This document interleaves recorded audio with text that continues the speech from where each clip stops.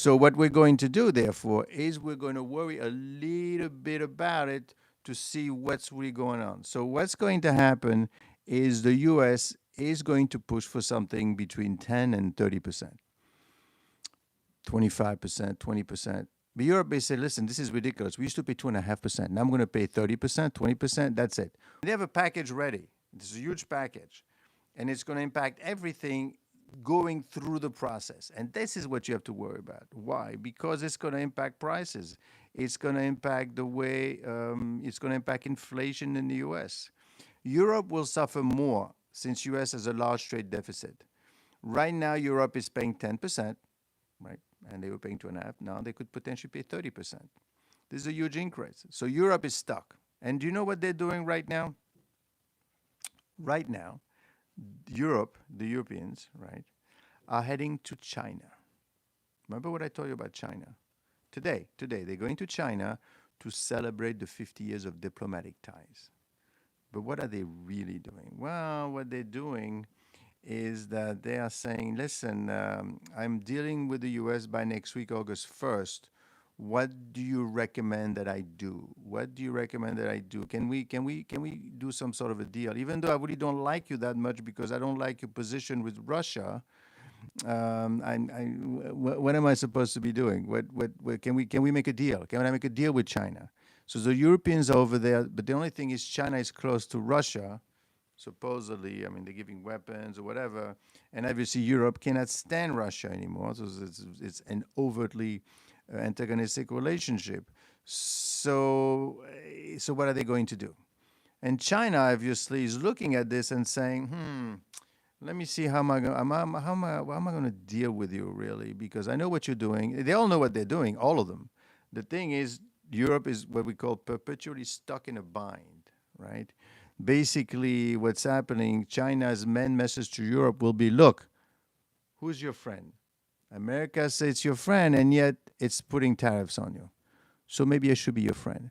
And since you're now my friend, remember what I told you yesterday, I am producing a lot of stuff that I cannot sell, and I would like to dump it in the European market.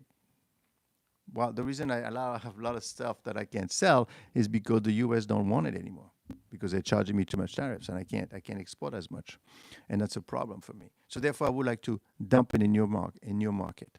So the Europeans are looking at this and say, well, no, I don't want that either. Well, I mean, who's your friend? You want to be my friend or you want to be the U.S. friend? Because obviously the U.S. has abandoned you. Now, you see this kind of discussion that's going on is a problem. It's a big problem for the U.S. because what Trump is doing, it might be pushing the envelope and coercing because of the position of the U.S., which is great. That's great to write right now, right?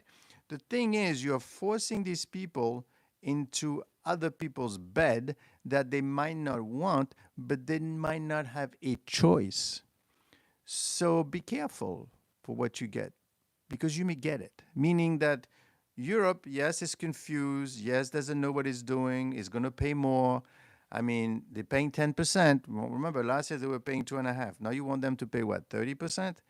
That's going to be too much for them to swallow, and they're not going to like it. Okay. And the more you keep pushing and tugging and pushing and tugging, you should know that the relationship has long been strained by trade disputes and China's support for Russia. You know, there's a human rights abuses, including the Tibet, repression of democratic freedoms, particularly in Hong Kong. So I could imagine that the Europeans are really, really, really forced to deal with China. They really don't want to deal with China. But Trump does not give them a choice. No, you keep doing that. You keep pushing people away and forcing them and tugging them. Yeah, you're going to collect the $300 billion. But at some point, they might decide to say, you know what? We're going to deal with India, or we're going to deal with someone else. Because it takes a while. It takes a while, right? It's going to take more than August 1st. They're going to pay more. But eventually, they're going to look around. They're going to realize, you know what? I have a new partner now. India is going to work. And now, be careful, because now Trump may find himself alone. More and more and more. Now, of course, it's not Trump, right? Because all this is not going to happen over the next week. This is going to take years to develop. Now, this thing that the U.S. is doing, pushing, It's not something you could say, oh, you know what? Trump is gone. Let's bring it back. Let's forget about all this. Let's go back to where we were. They may say, no, you know what? No, we're dealing with, I don't know, India, or we're now working with China better, and we feel more comfortable. So, and this is why you need this channel, right? Because I am here to kind of explain to you all the angles. You need to really understand what is the angle, what is a potential loss that you could have, what is a potential impact on the stock market. So all this is moving around, right? So this is basically, we don't know what they're going to do. They're going to pay more, but they're looking for a way out. Probably not China, but we shall see. The thing is, regardless of what happens, 30% tariffs on European wine or 20%, you're going to pay more for the wine. No, okay. So I guess the person that's selling the wine, the retailer, is not going to raise its prices, and the wholesaler is not going to raise its prices 5%, but 30%, that's almost a no-go. So they're going to have to pay. You're going to have to pay more, okay? And I'm talking wine, talking cars, talking about a bunch of different things, right? Now, what is that going to mean ultimately? Well, obviously, since prices are going up, inflation is going to have to go up. Remember, in June, we were at 2.7% versus 2.4% in May. Don't forget what I said recently is that Amazon has been raising its pricing over 2,400 items. Small prices, small items, so you don't notice, but prices are going up. Prices are going up. Inflation is going up. You've probably seen it. I mean, the CPI hasn't reflected a lot. Why? Because CPI is only 2.7%. This is historically a low number, but it's going up. So as inflation is going to go up, what do you think is going to happen to rates? Well, the way you fight inflation is you have to raise the rates. And the market right now is expecting lower rates. What do you think the market is up? So for you, my subscribers, what does that mean? Well, it means that you're potentially looking not now, not during the summer, not during the time where all these people are trying to make deals and trying to get themselves together with other partners. The U.S. will collect its money. The U.S. will collect about $300 billion this year, but it's not going to do it for 12 years to collect $2.4 trillion. When Trump is gone, unfortunately, this is where the bill is going to have to be paid. And this is where you have to be careful who you're listening to, who they're telling you, because obviously, if you're listening too far to the right or too far to the left, they will tell you that this is good, we're going to collect money, and they're right. And the left's going to tell you this is bad because inflation is going to go up. Well, they're right as well. But for you, what you want to know is, but how is that going to impact me? Well, over the short term, what's going to happen is rates are going to come down. Why? Well, because inflation is not going to explode on Monday morning. It's going to take a while. Inflation is going to take a while to come in. But it will come in eventually. It will come in. And when it comes in, my friend, you're going to have to raise the rates. Now, of course, all this assumes that these countries just pay and don't do anything. The question is, Canada is paying. Mexico is paying.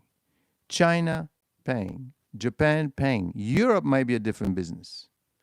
Europe might decide to actually fight it off the way they're doing. How are they going? What are they going to do? Well, the bloc is preparing what is called an anti-coercion instrument. Remember, and it's actually called the ACI. Why are they calling the coercion? Because that's what Trump is doing. Trump is doing coercion. That's his I'm not saying it's a bad thing. I mean, it's business. If you're willing to let yourself coerce, but it's too bad for you. He's a businessman, right? He's not an evil person. He's just a businessman, and he just wants to make money for his people. That's all it is. But in the process, he's being coerced. He's coercing China, right? He knows that China needs to export all of the things that they're doing. And what he's doing is coercing China into a deal, which is great. And it's working, quite frankly. Why? Because China needs to export its goods. China has so many factories, is building so much stuff that they can't buy themselves. They have to export to the entire world. And when you're closing it through the tariffs, like 50% tariffs, I mean, we can't make money, then the stuff has got to go somewhere. And because they cannot go anywhere, you're coercing China, which is was it like 5,000-year-old history, right? They really want to make sure that they're able to do, and you don't deal with people like that by coercing them. But frankly, they have been abusing the U.S. for a while. The people from the right will tell you, which is true. I mean, since they entered the World Trade Organization, China has been very, very, very forward-looking, and they have been pushing it, and they have been do you know what they do? Basically, the way they do their business is they go out and they want to make cars and be number one in cars, and they'll finance the car factories, they'll finance the financing of cars, and that's how they do it. It's an artificially generated kind of economy. But the point is, somebody's got to buy the stuff. So that's why the Europeans are using the anti-coercion, because they are seeing what Trump is doing as coercion. You're forcing us into this position. We don't like it. And the French and the German, the two main partners, are saying no. Why? Well, you have to understand who these people are. At the end of the day, the one wants to stay in power. The other one just got elected. France has a lot of issues right now. Germany, the new guy came in. He needs to be protected. And frankly, the Germans have made an agreement with the English and the French to be protected, right, through their umbrella, the nuclear umbrella. Germany doesn't have nuclear weapons, but they don't have a nuclear power, but they're protecting the European, right? They're protecting each other. So now they're saying, since we're good friends, let's go after the U.S. and let's stop the coercion. If what they do actually, well, it's not it's going to work. They just have to decide it. Now, I will say that while France and Europe and Germany really wants to do it, there's a silent majority in Europe that says, I'm not so sure if that's what we want to do. Do we want to piss off Donald Trump because we know the guy is crazy enough to go to war with us, from a trade perspective?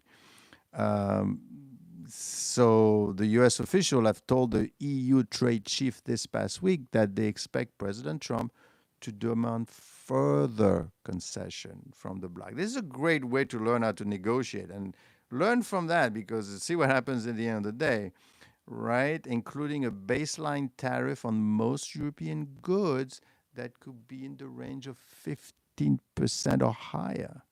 Remember, they were paying 2.5% last year. You're looking at 15% right now. This was an unwelcome surprise for the EU, which has been working toward an agreement. They would have kept baseline maybe at 10%, even though it's a big compromise because it was 2.5%. Now you're going to pay 10%. Already a tough concession for its 27 countries. Trump is having a field day because these people can negotiate. They're all over the place. They don't know what they're doing. Meanwhile, they're paying 10%. They're paying 10%. All options are on the table, says a German official. The official said there was still time to negotiate, but it doesn't look like it's going to happen. Earlier this month, Trump actually threatened 30%. 10%, 10 times more than last year. This is rug. But be careful, because the U.S. earlier drew 2 packages of tariffs targeting more than $100 billion of U.S. exports out of about 5. That's a lot. Ranging from airplanes to peanut butter, whiskey, although they haven't been able to be put in effect. That means that if you're making whiskey, right? Remember that happened in April. They charge the whiskey maker They charge the bourbon to the U.S. to Europe, and then Trump said, you know what, if you do this, it's going to be 100% tariffs. I mean, it's closed. So they're saying you're pushing us, you're coercing too much, and we're not going to take any of this. Now, in a big picture type of things, what does that really mean? Well, it means that Trump has the cards in his hands right now, and he's playing them now. Why? Because next year you're going to have the Democrats potentially taking back the House, although that's going to be tough to see because unless something really bad happened, but nothing bad has happened, quite frankly, right? The U.S. is collecting $300 billion every year, so it's all good. What else is happening? The U.S. is collecting $300 billion. The NATO is spending 5% as he wanted them to do it. Okay, he stopped the war in Israel and Iran. I mean, you may like him, you may not like him, but right now, short term, it is working. The stock market is up, right? So he'll say these things over and over and over, and he'll just say, look, look, look, and then you have to go along because he's got the no one's going to say no to him in the U.S. But be careful. This is what you need to worry about. You need to worry about that with the thing with Trump, it's not going to hit him from the outside. It's going to hit him from the inside. And I'm going to do a video on that tomorrow, but it's going to be it's going to be the MAGA people. The MAGA people could be a problem with Trump. Now remember, last week, Trump said, why are we talking about Epstein? I don't want to talk about this anymore. Let's move on. The guy's dead. Nothing happened. And since that, I don't know if you know, but right now in Congress, they want to bring that woman back out of jail, and they want to ask her what the heck really happened. Is there a list? Who was involved? And that is, yeah, on one hand, the MAGA people are going to say, yeah, let's find out what happened. Let's bring in some names. But you might not like the names. I mean, there may not be a list, right? But all she has to say is, well, yeah, Trump was there at one point, and this guy was there, and you were there, and you were there. Now, you're going to say, well, I was there, but that doesn't mean anything, right? But the point is going to be mass confusion. Mass confusion. Be careful. Because if Trump loses the MAGA power, if Trump loses the control over then he's going, and then if they see that, because if I'm seeing it, they're going to see it too. Europe is looking. What do you think Europe is doing right now? Europe is in China. Europe is going to China to actually try to come up with some sort of a deal. What kind of deal? Well, they're going to say, well, can I sell you my stuff so I don't have to pay 30% to Trump? And China's going to say, sure, but you're going to take my cheap stuff. So it's a back and forth, right? So they're all watching. They're all political appointees. They're all political driven. So they're going to see which one the wind blows and which one works. Now, for you, don't forget to subscribe to this channel so that I come to you every day. You may not appreciate or understand all of these topics, but these are topics that you need to understand. For example, what am I looking at? I'm looking at a bunch of things. I'm looking at the Trump economy, which is doing great, so we're going to keep monitoring that. We are looking, if you're going to do investments, you want to take a look at small caps. They're doing great right now, and they're going to do less bad when the house of cards starts collapsing, because unfortunately, at some point, you cannot have inflation and lower rates. You cannot have both. As we've explained many times, that cannot be, and I'll explain to you a little bit later. I'm going to give you the 9 reasons that I think you need to worry about. The number 3 you need to worry about is the dollar, obviously. Why? The dollar is weakening. And of course, the more these people are looking to trade with China, like Europe is doing right now, they're going to China, they want to go to Europe, they want to go to India maybe, then they don't need dollars. They're going to need rupees or renminbis, right? They're not going to need the dollar anymore. So that's weakening the dollar. No one knows exactly why the dollar is weakening so much because, after all, the 10-year treasury is at 4.3 to 4.4% higher than in Europe. So why the heck would you want to buy European bonds? Get paid 4.4% risk free. Something is going on with the dollar. And unfortunately, Trump wants the dollar to be weak. Why?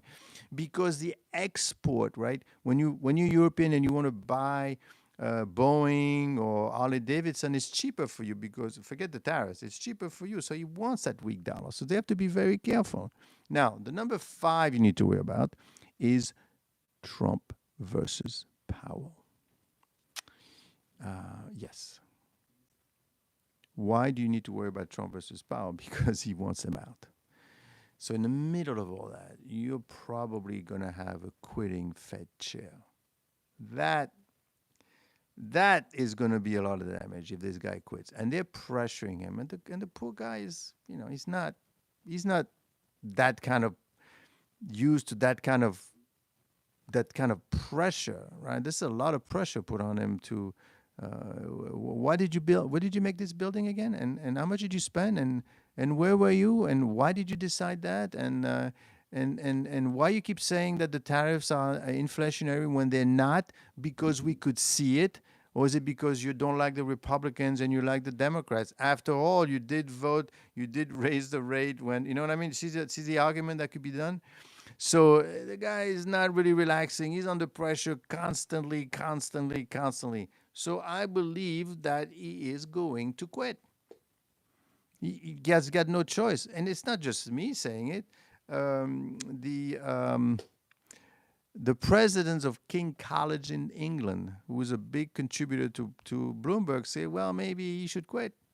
Because he knows the inside pressure. Right now, they're not just fighting this to the press, but they're making calls. They're talking to people on the board, talking to the seven governors and the 5 presidents, and they're saying, really, can we do something here because you guys are not doing? And who knows what kind of pressure they're applying to all these people? The Republicans are able to do that as well. So that's what's happening with Trump versus Powell. Now, of course, within the realm of the Fed Reserve Board, which is going to meet at the end of July to decide whether or not you're going to pay less on your mortgage and on your cars, they're going to say, well, maybe what we should do is we should actually lower the rates because, frankly, one of the guys that's over there, Christopher Whelan, is actually a Trump appointee, and he wants to be the next Fed chair. He said it, I'm not inventing it, and he also favors lower rates. So that's going to be very contentious. So you need to watch this very carefully because obviously if they lower rates, your mortgage is going to go down, your car payment is going to go down. It's going to be great for a while. The number 6, of course, is Iran versus Israel. You need to keep up with that story.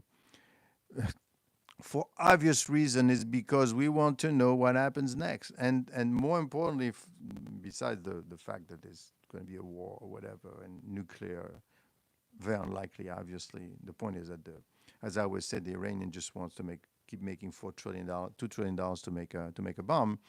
The issue you're going to have with them right now is that the MAGA people do not like the idea of the U.S. to get involved in another war. They don't want that. So what are they going to do? Well, Trump better be careful. Okay. But unfortunately, he's not the one deciding. Netanyahu is deciding. Netanyahu is the one that said, I am going to bomb Syria. Whatever was the reason. Okay. Then I'm deciding to bomb forget Gaza. Recently, Netanyahu decided to go after the Houthi rebels. I mean, I'm sure these people are bad guys, okay? But the point is that he's not under control. They're not able to control him. And what happens if he decides to bomb Iran tomorrow? That's a problem. Number 7, obviously, is China versus the U.S. You need to worry about China versus the U.S. Why? because China needs to make stuff and they need to sell it. And if you're coercing them like you're coercing the European, you're going to piss them off to a point where it's going to be beyond the money. Of course, these things are long term, but you need to manage a long term situation. You need to see what's going to happen later on, because whatever you do today impacts later on. But Trump will be gone by then. All these people will be gone. Maybe Rubio will try to be president, or maybe JD.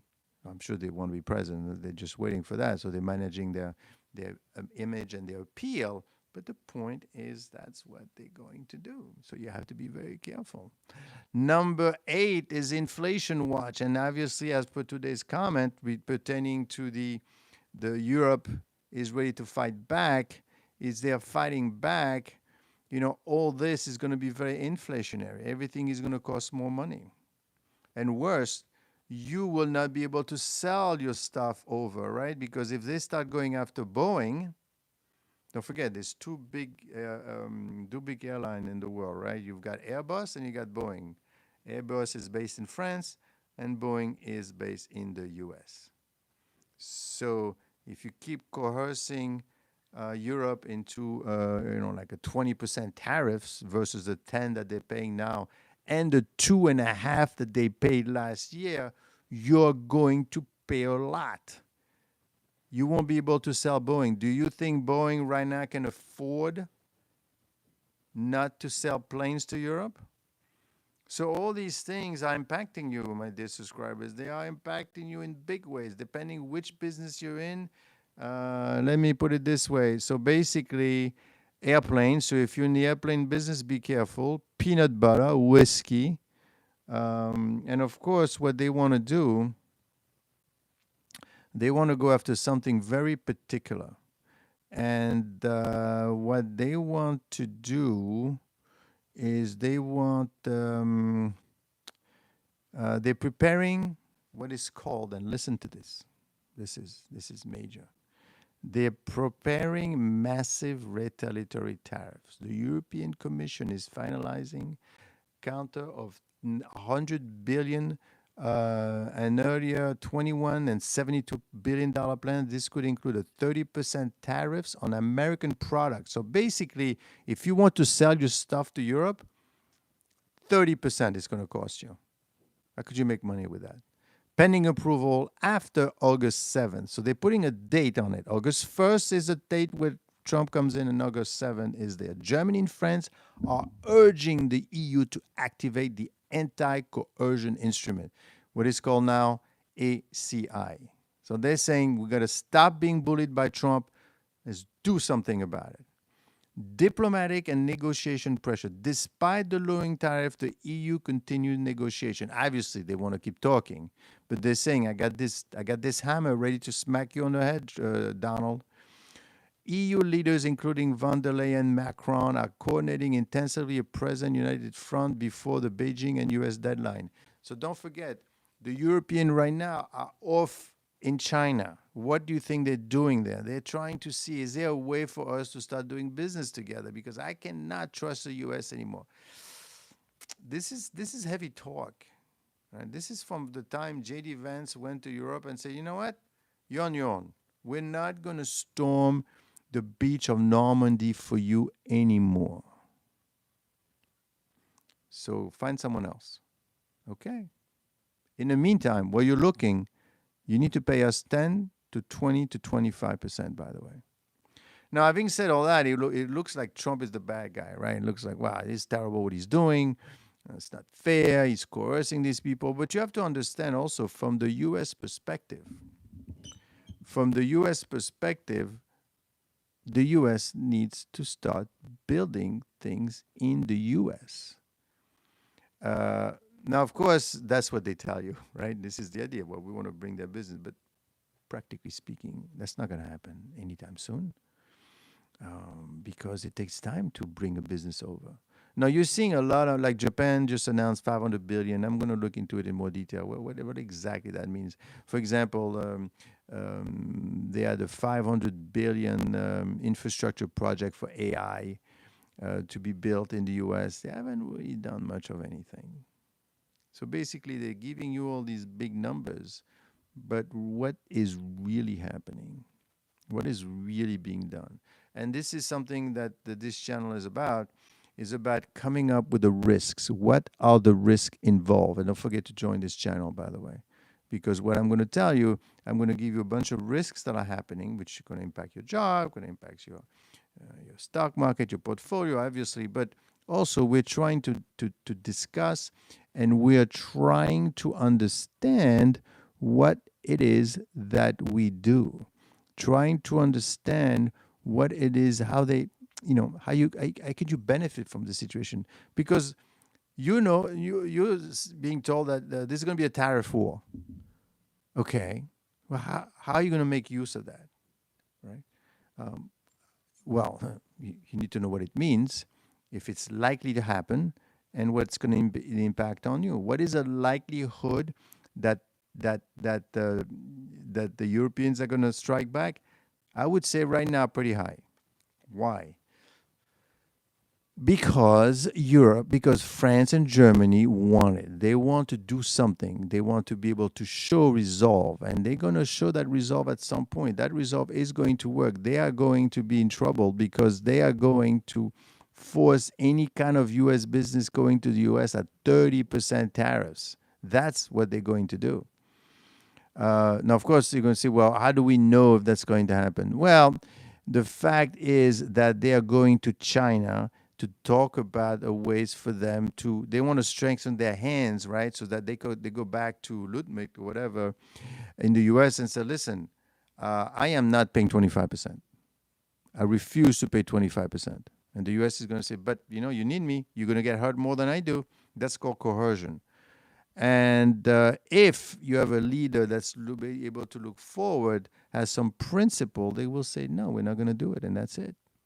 Now, you have to understand that in France, for example, the French president last year did not like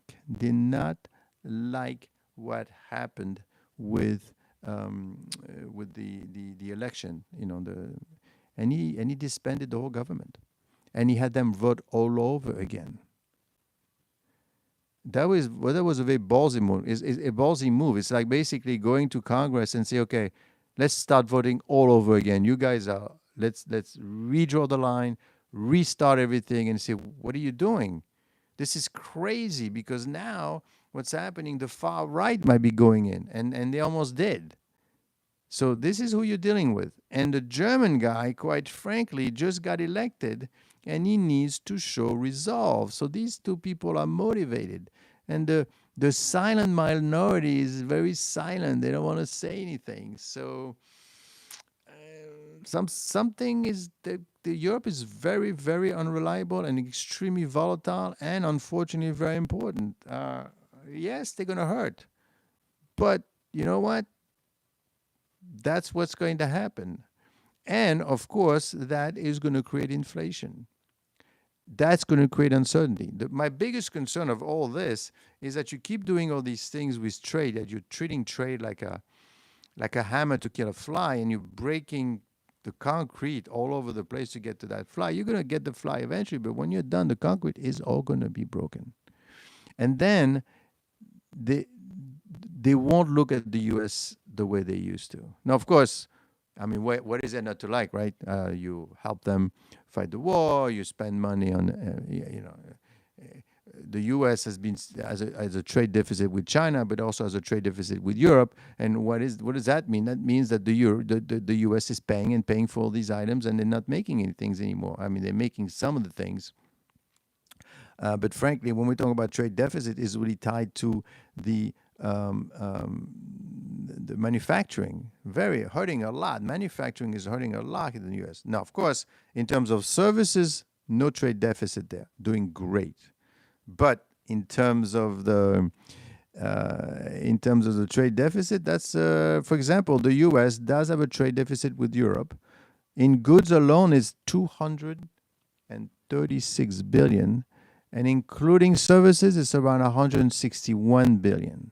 That's because the U.S., when services, we're talking, Netflix and Prime and all these things, all this into Google, right? So U.S. is making a lot of money through the services, and that's what they're going to try to head the U.S. with. They're going to say, you know what, you can't sell Netflix anymore. So in this world that we're in now, it's becoming very problematic to be able to understand what's going to happen next, right? And that is what you need to do. Do not be a consumer. Do not be a consumer of information. Be a processor of information and digest information and understand what it's about.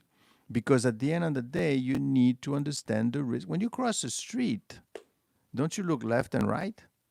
You know, the only issues that I have with the video, frankly, is that on average, my subscribers stay about a minute to understand what's. How could you understand anything in a minute? You know, you need to understand what's happening. Why? Because it's going to impact you. Let me tell you, the market right now is up, right? So good, very nice. Rates are going to go down, very nice. What's going to happen after? Well, we'll see. No, you can't see, right? Because if you want to buy a house and if you want to buy a car, should I do it now or shall I wait? I want to take a home equity line of credit. Do I do now or do I wait? Well, it depends what rates are going to do. But you can't wait until it happens to do it, because if you don't do it, it's too late. Should I invest in the stock market now? Well, I believe that you need to be constantly invested. You have no choice to, because the market on average tends to go up. But where should I invest my money? Should I be in the U.S.? What I will tell you, that you need some money in Europe for obvious reason, because these people are moving. They're going to China. They are saying no. They don't want to be coerced. They're gonna do something. They're gonna spend money. They're gonna spend about $900 billion in defense. That's because JD told them, listen, you got to spend 5%, 2 to 3% of your GDP now on defense. So obviously they're spending money. Money is going in. So that's going to push the economy up, and that's what's happening. Going to be jobs. That's going to develop over time. And what's going to happen to the U.S.? Well, unfortunately, over time, the risk is that the U.S. may become irrelevant. Why? Well, because you're changing the laws. You're changing the way things used to be done. And everything has to end at some point. Is this now going to be the time? Is it going to be later on? There's signs. The dollar is weakening. People don't want the dollars. People don't really want. China, for example, was the largest holder of treasuries. It is not. The UK is. Okay, so UK is a friend. That's why they got 10%. Who else is going to be with you? Who else is going to hold your hand during the night? Who is going to be there to tell you it's going to be okay? Not the U.S. Okay? But then again, yeah, I mean, sure, it's nice to say it. But in the meantime, the U.S. has been increasing its debt, right? From 10, 20, 30, $37 trillion of debt, everyone. That is a huge amount of money that the U.S. need to deal with. And this year alone, $9 trillion is being refinanced. Who is going to be buying that debt? Do you realize that there's only 10 years left into the financing of Social Security? What happens after that? Is there money for Social Security? Oh, yeah, we just keep printing more money. I mean, just borrow more, right? I don't care. I need my Social Security. I work all my life for that. Well, I will tell you right now, in Europe, in France specifically, they are supposed to come up with almost $100 billion of savings. And you know who they're going after? The retirees. Do you know who they're going after? They're taking 2 days off. Be careful. Be careful, because at some point, you cannot keep running a budget deficit to that extent. By that time, Trump will be gone. You will be left alone with that huge pile of which you cannot pay. Look what happened with the big beautiful bill, right? We're gonna have to pay for it. How are you gonna pay for it? Well, don't touch Social Security, okay? Oh, by the way, I need to spend more on defense, okay? And on the border wall, fine, okay? How are we gonna pay for it? Well, let's cut Let's cut the Medicaid. Let's cut the food stamps. That hurts. That hurts a lot. It doesn't matter if you believe in it, don't believe in it, but these are the biggest entitlements. The biggest entitlement have to do with that. So where do you think you're going to get that money? That's gonna be a lot of problem, a lot of damage. And my concern is that it's going to keep on going it and doing it and doing it, and therefore that needs to stop. But when is it going to stop? When is Trump going to say that you know we're going to but nobody wants to do that. Nobody wants to take that kind of decision because it politically it's horrible. It cannot be. So now we're living in a world. Of course, you're going to say, but that didn't happen last year. No, no, all this was happening last year. The economy, the dollar, the tariffs, the China inflation, Iran. All these wars. They were all going on. Except, I believe what happened this year. The difference is Trump's mannerism, his need to get something done quick, right away. I mean, I don't know if you know, but do you know how many years it took to do the North American Trade Agreement with China and with Mexico and Canada? It took a year and a half to 2 years. These people are literally sending letters out. He's saying, if you don't agree with me by August 1st, you're going to pay 30%. That is coercion. That is literally coercion. Now, is that a way to conduct business? If you don't have much time, and if you're in a dire situation, is the U.S. in a dire situation? Well, yes, yes, because you need to keep the economy going, right? You need to the U.S. has a huge trade deficit. No, the U.S. has a trade deficit and it's got a fiscal deficit. This is what you call a twin deficit. You do not want a twin deficit for too long because eventually you will not be able to do it. Now, the U.S. is able to have a trade deficit and is able to have a fiscal deficit because, and this is my topic number 3, the dollar is a reserve currency. What does that mean? It means that in 1944, this is how we go back, right? In 1944, during the Bretton Woods, they sat down around the table, they meaning the U.S., the U.K., and Russia. They say, okay, what do we do? Well, the U.S. said, we're going to use the dollar as a reserve currency. Who's going to argue with that? No one. Is it fine? And then the only thing is they backed it up with gold. And then in the 70s, Nixon said, you know what? I'm going to do something even better. Remove the gold.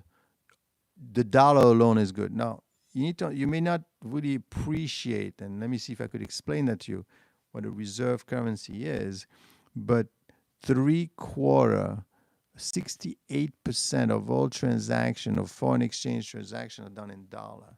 Whenever money goes from one place to another, the dollar is involved. That is a huge, huge benefit that the U.S. has. I never really totally realized how important it was until Biden decided to weaponize the dollar. And you know how he weaponized the dollar into 2022? He basically told Putin, you know what? You will not have access to the dollar anymore to do transaction. You will not have access to the SWIFT system. SWIFT is how money exchange back and forth. Of course, you could use blockchain, which is a threat to the dollar, by the way, but let's see what happens. The point is that at that time, you're using the dollar because you know that you're in control of the system. You could say, if you don't like what I do, I'm going to hit you with it, and you will not be able to to exchange, to buy or anything without the dollar because you will not have access to the SWIFT system, which is how you exchange money throughout the world. So this is how you could use the dollar. This is how you could make somebody do something because you control the purse. And frankly, think about it this way, right? You're literally getting stuff from people overseas, and all you give them is a piece of paper. But they know with that piece of paper, they could do lots of things with it. And that's the value of it. And that's the power of the dollar. But if you start losing, if France or if China says, you know what? Instead of selling you my cars and my shoes, I'm going to sell to France and I'm going to sell to India and we're going to bypass you completely. Then I don't need your dollar. And this is what you have to be careful. Because if they don't need the dollar, then they don't need to finance your debt, which they're already doing. And if they don't finance your debt, then the US is going to have to default on its debt. And that's going to make things even worse. Now, I would not get it past Trump to actually say one day, you know what, this is ridiculous. We're not paying this. We're threatening in some fashion. I mean, he's done lots of crazy things, like tariffing 100 companies, 100 countries, and now telling them that by August 8th, August 1st, which is next week, it's 30%, unless you come to me and talk. Because obviously, we're not able to negotiate one at a time, so we're going to send letters. And it's working. It is working. Coercion is working. Maybe that's what they needed, right? A strong leader that comes in and start moving things around and getting things, protect yourself. It's not, I mean, let's fix this trade deficit that the US has, which is very important. You need to fix the trade deficit. And if you're able to fix that, maybe you could fix the at some point, although Trump will never have the time, the fiscal deficit, right? Because that's huge. I mean, you every year you're over like a couple of trillion, I think $1 trillion every year. You're bringing less than you're making. And you can't, and the way you're financing, and you finance with more debt. Now, the U.S., I don't believe the people that saying, well, you know what, this is not fair. The U.S. has too much trade deficit, fiscal deficit. We owe $37 trillion. We're never going to be able to repay. Yes, you're able to repay it. Either you get the money from someone else that's willing to finance, to buy your, and we'll see this year what happens. I should do a video on that to see how it's going. Is the $9 trillion being refinanced? Or what you can do, you just print more dollars. And that's what the U.S. has been doing. The U.S. has been printing more and more and more dollars. And that, unfortunately, my friend, is a problem because you can't keep doing that forever. But you know what? The dollar is doing just fine, everyone. The dollar is doing just fine, so we shouldn't be caring about it.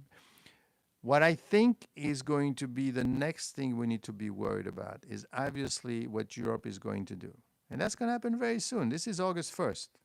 August 1st, the US says 30%. August 7th, Europe says, you know what, then 30% is to you too then. And then we're off to the races, big mayhem. Trump, better be careful. Don't call their bluff too quick. Then the second thing that's going to happen is at the end of July, the Fed meets. In the middle of all this mess, right? The Fed meets and says, okay, shall I raise the rate or shall I not raise the rate?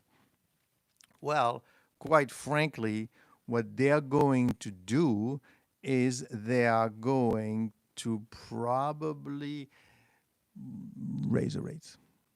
I believe that they're going to raise the rates, and the reason I'm telling you this is because unless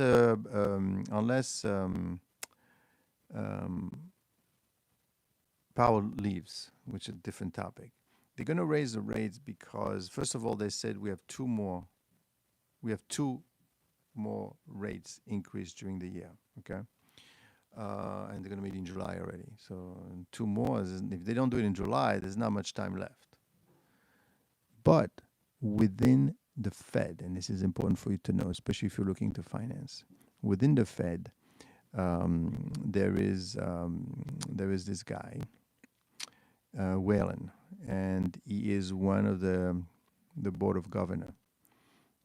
There's 7 governors and 5 directors, that decide whether rates go up or down. And there are 2 Trump appointee governors. That's important for you to know. You've got Michelle Bowman and you have Christopher Waller. And they both are indicating that they want lower rates. Powell himself said 2 more, right? So the pressure is on to lower those rates. Okay. And inflation is frankly kind of I know it went from 2.4 to 2.7. So the left is going to tell you, see, inflation is going up. The right is going to say, yeah, but 2.7, this is an average. So let's not get carried away. So what's going to happen is he is going to say that we're going to, we have to lower the rates. The thing is, if he said that, they're going to say, "Oh my God, the Fed is not independent anymore. They are caving into the pressure from from Trump." And don't forget, these two guys, Michelle Bowman and Christopher Whelan, governor, right? Board governor, pretty high up. Trump appointee wants lower rates. They could actually have a dissent within the Fed. So that's going to be very uncertain. I mean, the market is going to love it, because, and you're going to love it too, because rates are going to go down, but that's going to create a fair amount of uncertainty.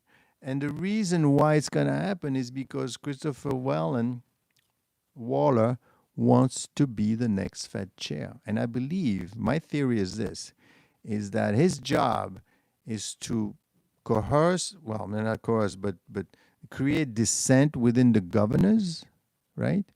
And therefore have a lower rate. And that maybe the job could be his, the job of the next Fed chair. But he's not alone who wants that job. Bessent also wants that job. And what is he doing? I don't want him to be fired, he said. But what I want to be happening is I want him to quit. And I'm putting together a package. Believe it or not, what Bessent is doing, he has publicly urged a comprehensive institutional review of the Federal Reserve.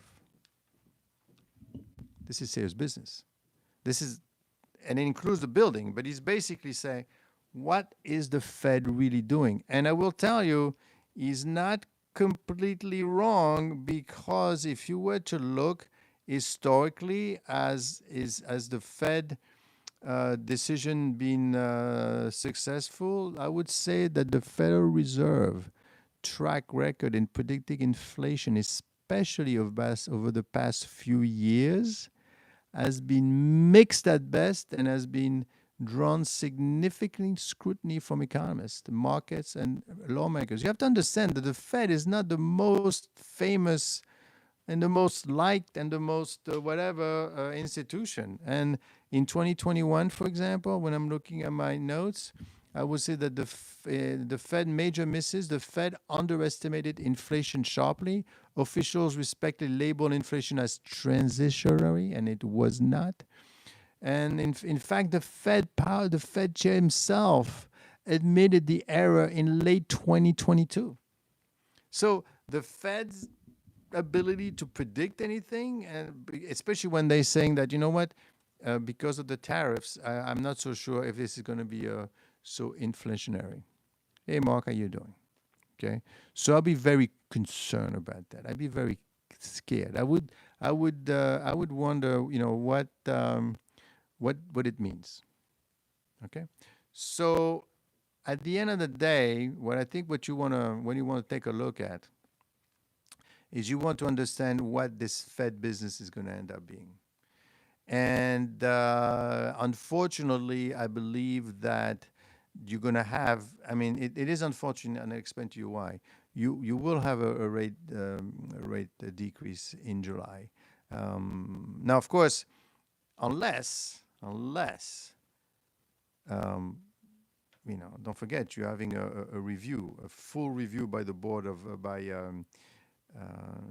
what is he doing? He's doing a review. Bessent is doing a review of what the work he's doing. Okay, criticize the Fed fear mongering over tariffs and questioning its mission execution. 2008. You should read a book by my good friend. She wrote a book called Fed Up, DiMartino Booth. Very good. I like her a lot. Okay, and basically, if you read that book, and and I was there, I remember, the Fed missed the boat completely. Listen to this: the Fed missed the boat. Don't forget to subscribe to this channel. As what I do mostly and essentially is that I'm looking for issues that will impact you, and I'm looking for the risks in the market, right? And I will tell you in a few minutes the 9 risks that I'm seeing. But basically, what the Fed missed is They say, what real estate crash? What are you talking about? There's no real estate crash. They missed the boat completely. And why do you think that is the time when blockchain and crypto came about? Because they realize, oh my God, the Fed is supposed to watch out for us.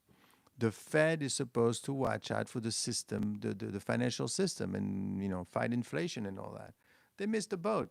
And usually, it's a bunch of PhDs in some tower somewhere deciding whether to raise a rate or lower the rate. The most successful economist of all time said that the Fed really should only do two things.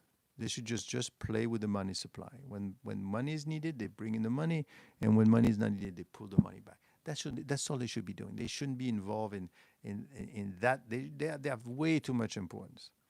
Now, of course, you're going to say, well, that's because Trump wants a rate decrease. So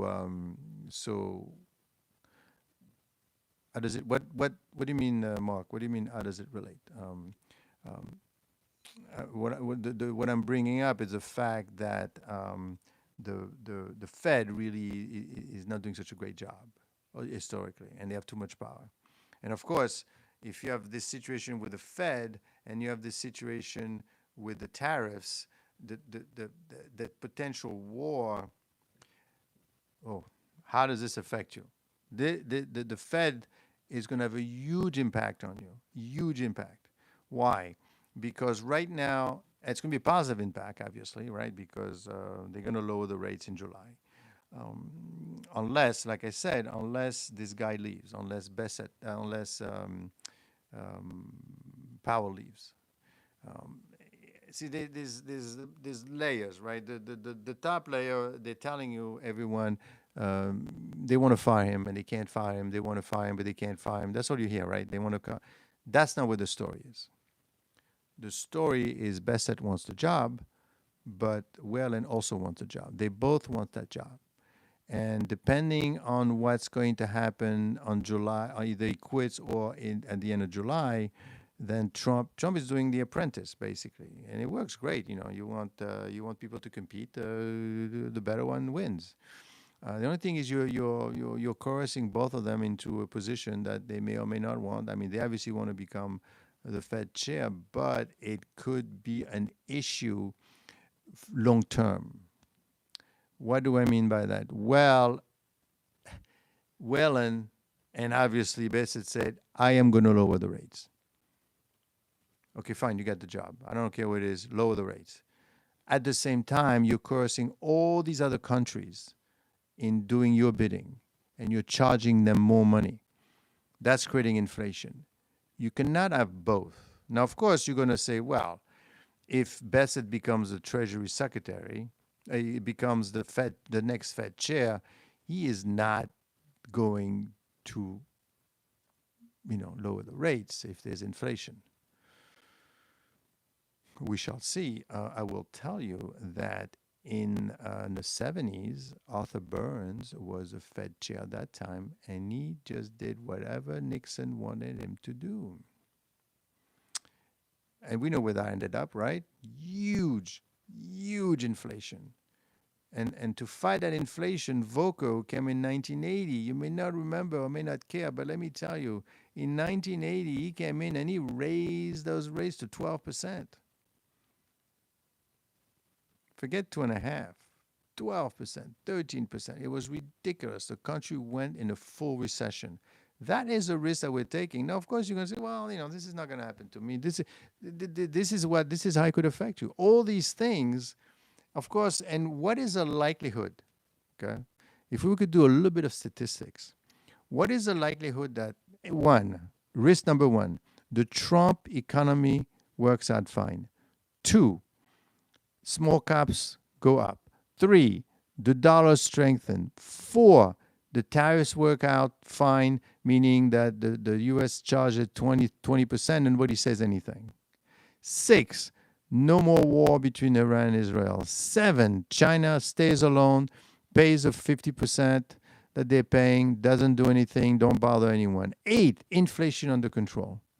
And 9, which I didn't mention that 9 one, but you remember, you do have the situation with Russia as well. And I'm going to do a video because they are planning to very soon to do some testing.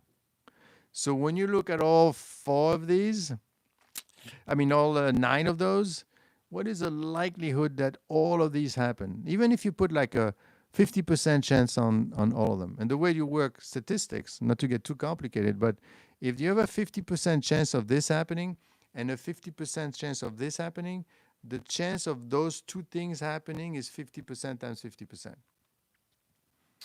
Okay, which comes down to 25%. And as you're adding them, the likelihood that all of these things work out gets smaller and smaller and smaller. So there is no way that all of these things get resolved. And that's what, and you're living in the middle of it, right? All of you, you're in the middle of this trying to say, okay, how is it going to impact me? And I realize when I listen to the news and and this is what this channel is about, and social media overall, I mean, you have to be careful who you're listening to because there's a lot of crazy people out there. But at the end of the day, you want to know what it is that, how am I going to, yeah, I'm nobody. So how does economy, I'm a no, you're not a nobody. You're somebody because a bunch of people like you makes the economy. How does the economy hit me? The economy right now is great in the U.S. So I wouldn't be too concerned about the U.S. economy right now because actually it's very resilient. Inflation is under control, and Project 20. I don't know about Project 2025. I mean, it's extremely political, and it's too far. That's from Donald J. Plump, and it's too far to the right. I'm concerned about all. And again, what you should realize is, don't listen to what they tell you. You need to listen what they don't tell you. Right? What did they? Let me show you an example.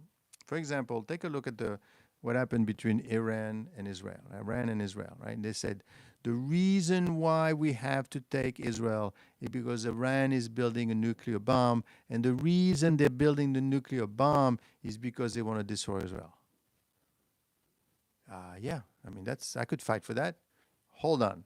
That's the first level. What you need to understand, the second level is the mullahs in Iran, they made about $2 trillion for them and their people, the Republican Guards or whatever, huge amount of money they made. And they made that money, right? They make that money to be able to for themselves. Not that they're really going to actually destroy. It's like what happened in Gaza with Israel, right? Forget Hezbollah, the Hamas, for example. Where were they? They were, while their people were dying, they were in Qatar living a very luxurious life. And what's their claim to power? We want to destroy Israel. So you go out and fight for it and destroy them, but we're going to stay, nice and cozy where we are. So there's always 2 levels. I'm not saying one is better than the other, but you need to understand everything that they're not telling you. No, of course you're going to say, well, how come they're not telling me all this? Well, they can't tell you all this. They can't tell you all this because where are you getting your information from? You're going to get it from Bloomberg? Bloomberg is going to say that Iran doesn't really want to bomb Israel? They're going to say, you're crazy. Of course they want to bomb Israel. That's what they're building the bomb. Do you actually think, by the time you open the silo, right, you're destroyed. They're all watching you anyway. They don't have the ability to do that. Okay, forget the war for a second. Talk about Trump, right? Trump wants to stop the fentanyl from coming to the U.S. And that's why I am charging Mexico 30%. So what do you want me to do? This is exactly what the president of Mexico, that's what she said. But I put 10,000 soldiers at the border to protect it from going in. What else do you want me to do? There's nothing else I could do. You're not doing enough. That's not what he wants. He wants 20%. He wants to collect the money. It's all about the money. At the end of the day, it's all about the money. It's all about the money. Look what's happening right now, obviously, with Europe, which is pushing back against the U.S. tariffs. It's all about the money. They're saying, Donald, you're joking. We were paying 2.5% last year, 2.5% tariffs. And now you want to pay 30? 30% tariffs? Where are we going to get the money? Oh, so you don't really want 30%. You want what? 25%. But still, it's 5 times what we did, 5 times, almost more than 10 times what we were paying last year. That's not going to happen, Donald. And why is Donald doing it? Because he wants to bring, he says he wants to bring the business, those factories in the U.S. But that could take years. That's not what he wants. He wants to collect the money. He wants the money. That's unfortunately the harsh reality, and you need to realize that, because otherwise you cannot make a decision. You want to tell us about Trump, but don't know what project? No, I don't want to talk about Trump. I'm talking about Trump as the president, not as a candidate or being from the right or the left. I'm trying to explain to a bunch of people the risk. My concern is so that you understand what are the risks. I mean, I'm not for Trump or against Trump, because frankly, if you're going to go that route, you could be running left, and then you have to go be running right. You could be running all over the place, quite frankly. You know, the good news for Trump right now is that he has no opposition. The only opposition that he has, and he has to be careful, is from within the MAGA movement, because the Democrats are completely decimated. I mean, they managed badly, and they weren't any better, quite frankly, with everything that we've heard now that's coming out. But Trump has to be careful with the MAGA movement, because the MAGA movement is very powerful. And unfortunately, if he doesn't watch out, that could take him down. Almost take him down when he actually started to get into the war with Iran and Israel, and even now with the Epstein thing, right? Who cares? No, no, no, no, no. You don't understand. They want to know what happened. They're going to bring that woman, and I'm going to make a video on that. They're going to hold that woman back into on Congress. You could imagine? You could imagine what's going to happen if she shows up? I'm sure she wants to come in and talk. Of course, she wants some sort of a deal. Imagine she comes around and starts saying, yeah, he was there, he did this, he did.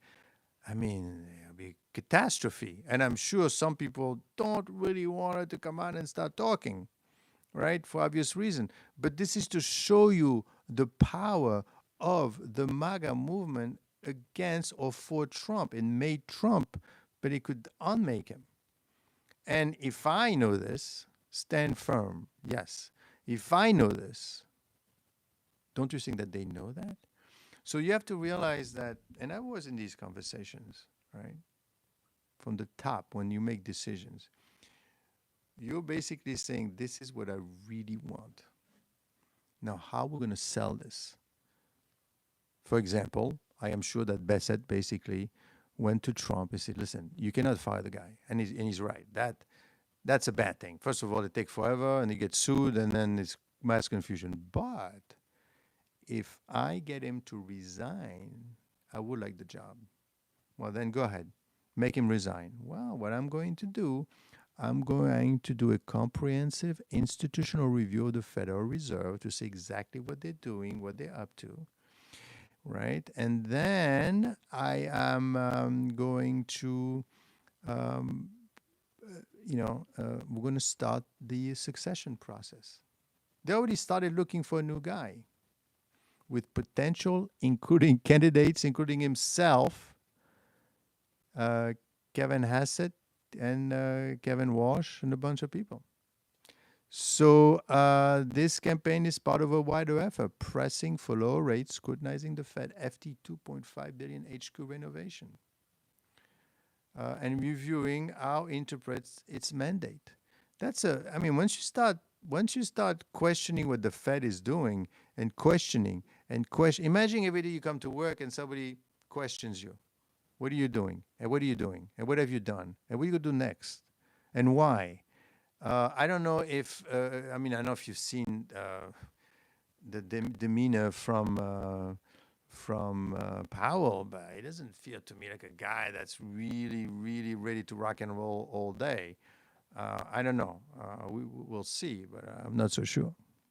So I would be a bit concerned that that's what's happening. So back to our topic, which is, Europe pushes back against US tariffs.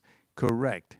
They are putting together an anti-coercion package against the US. Are they going to use it? It all depends what happens when they go to China, because they're off to China today. They're going to see what it is that they could get out of China. Of course, dealing with China is a huge problem for them. Why? Because China is working with Russia and is, don't forget, BRICS, Brazil, Russia, India, Russia, India, South Africa, and a bunch of other countries like Ethiopia and the Middle East. So you're going to have to deal with what you're going to do. Trump appointed the Fed chairman, and Trump tried to blame Biden. That's true. He did appoint the Fed chair, although originally Obama was the one that brought him into as a governor, and he tried to blame Biden. Well, I mean, see, that's what you have to be careful, right? You got to look at the second level, right? Look at the second level discussions, because this channel, which is called the Black Swan, what is a Black Swan? And don't forget to subscribe to the channel, so we get to have more discussions.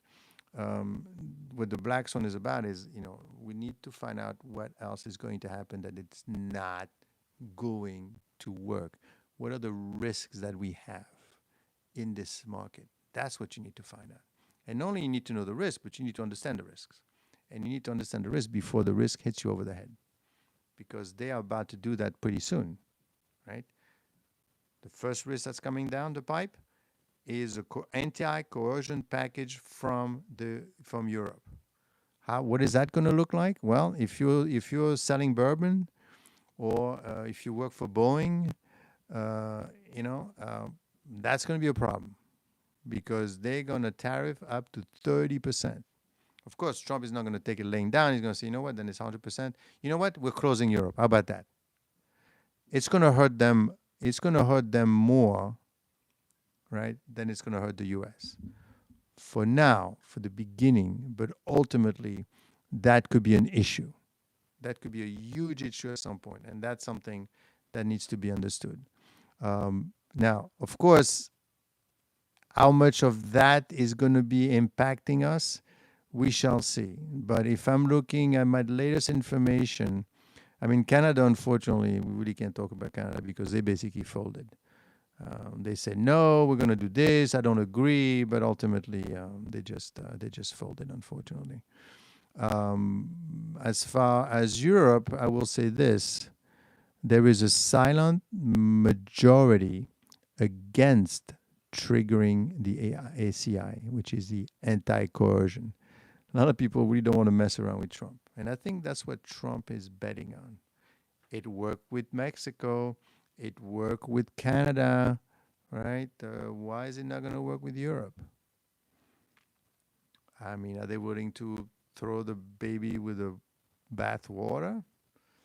We shall see. A third diplomat has warned that will be nuclear. The situation is too fluid to gauge with a degree of certainty if member states favor it. I think what they're going to do there, they're just going to keep talking, right? They're going to take the 20%, they're going to complain, and then they're going to keep going and going and going and talking about it. I think that's what they're going to do. Because they don't want to piss off Trump, but they don't want also to feel like they're not using their coercion. And how are you going to get 27 people to agree? That's going to take a while. So basically, it's going to go from 10%, I don't know, about 30%. It's going to say, okay, let's keep talking. But while we're talking, we're not going to charge you 30%. I'm going to charge you 25% or 20%. I mean, it's a great technique. The only problem with this technique, I will tell you, and that's true with, the coercion with Israel and Iran, the coercion with the 5% with NATO, the coercion with China, the coercion with Europe, is that you're burning bridges. And you're going to need those bridges at some point. And unfortunately, when you're going to need those bridges, you will not have them. And that is a problem. That is what I'm concerned about. That is the issue that we have over a long period of time. And for you out there trying to figure out what's going on and how could I benefit from it, well, you're going to benefit for the time being, well, the same way because the market is up. And the market is up because it's looking the way I'm looking at it. It's saying, okay, well, so yeah, no Trump, who cares? We have low inflation, economy is doing great, stock market is up. So what? Right? So what? It's working. Whatever he's doing is working. So and rates are going to lower, and we know the Fed is under tremendous amount of pressure to lower the rates. So let's keep the rates. The risk that we're having, and this is something that I cannot measure, which is probably number 10, is what about Trump? Can he still, how long can he maintain this level of control about everything? Right? How long can you do that? That's going to be the question that we need to worry about. That is the question that needs to be discussed. And that is what we're going to be talking about very soon. And don't forget to subscribe to this channel because I want you to understand what's happening. I want you to realize all of the risks that we have. So join this channel and also take a look at my Patreon channel. Take a look at my Patreon channel because there I give you advice. It's more tailored to the stock market. And basically what I'm talking about is really looking at small company stocks. I mean, I recommended a stock not too long ago, which is gold and also slash gold and rare minerals. Take a look at it. It's free. I mean, got to get paid with something. So take a look at it. I think it's quite interesting. Why rare minerals? Well, because rare minerals is extremely important. Rare minerals go into a lot of things, and more important, goes into weapon. I don't want to talk about war too much right now. That's going to be another topic. But the U.S. unfortunately only has a week, maybe 10 days worth of missiles. Why? Well, because the U.S. hasn't been building that much. China, on the other hand, has a lot of weapons. And that's my risk. China is risk number 7. Okay, so I have the economy, number 1. Number 2 is small company. That should be good. Number 3 is the dollar. Number 4, the tariffs. Number 5 is Trump versus Powell. Number 6 is Iran versus Israel. That's going to come back again. Number 7 is China versus the U.S. Number 8 is inflation watch. Number 9 is Russia. We'll talk about Russia tomorrow. And number 10, obviously, is the national debt. Not to worry about the national debt. A lot of people are worried about that. I am not too worried about the national debt.